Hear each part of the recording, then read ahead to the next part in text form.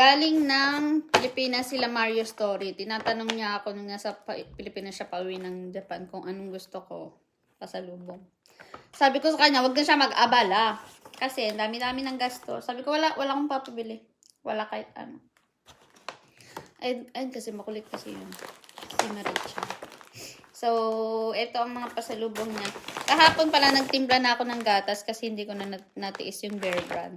Tapos ngayon nakain ako ng eggnog tsaka tart. Sarap. Katuwa pag naalala ka ng tao. Ano? Goldilocks Pulveron. Tapos Bear Brand, swak. At saka kasi uwi rin naman kami ng Pinas.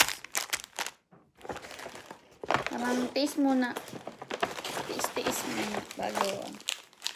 Eggnog. Magic sarap. Ang pambansang pangluto ng kape. Sinigang. Sinigeng-geng. Saka pancit canton.